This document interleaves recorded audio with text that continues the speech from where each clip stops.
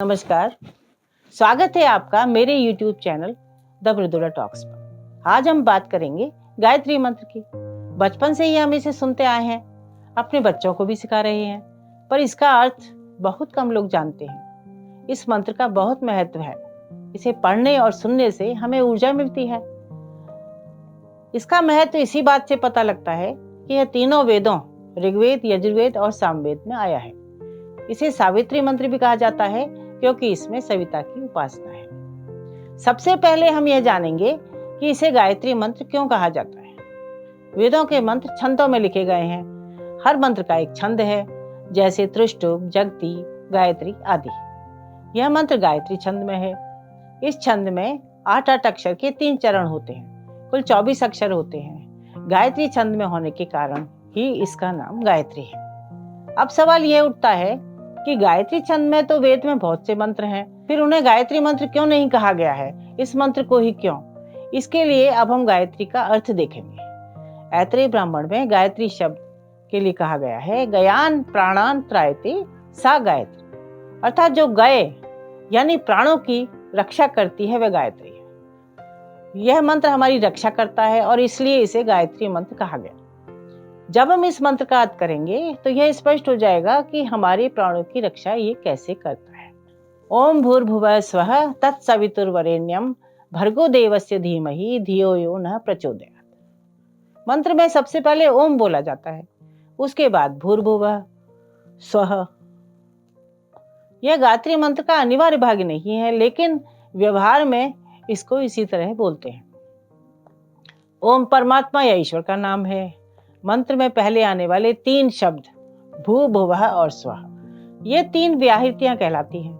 भू पृथ्वी लोक है, भुवः अंतरिक्ष है और स्वः स्वर्ग लोक है। ये तीनों संपूर्ण सृष्टि का प्रतिनिधित्व करते हैं।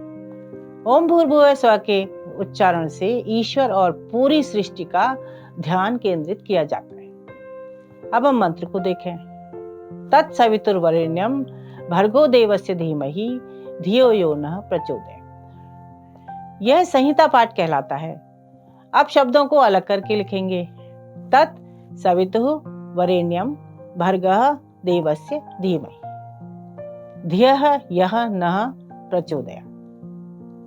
अब हम इसका एक वाक्य बना लेते हैं जिससे हम इसका अर्थ आसानी से कर सकें। सवितुः देवस्य तत् वरेण्यं भर्गः धीमहि यह नः धियः प्रचोदयात्।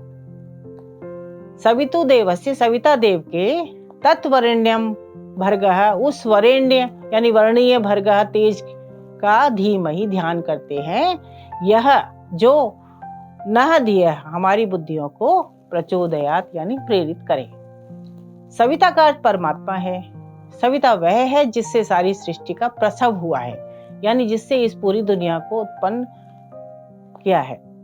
उसी ईश्वर का जो तेज है उसका ध्यान कर रहे हैं और कहा जा रहा है कि यह ईश्वर हमारी बुद्धियों को प्रेरित करे, हम सही राह पर चलें, कोई गलत काम न करें। और जब सन्मार्ग पर चलेंगे और अपनी बुद्धि हमें सही दिशा में ले जाएगी तो हमारे प्राणों की भी रक्षा होगी, क्योंकि गलत काम करके हम अपने प्राणों को ही संकट में डालेंगे।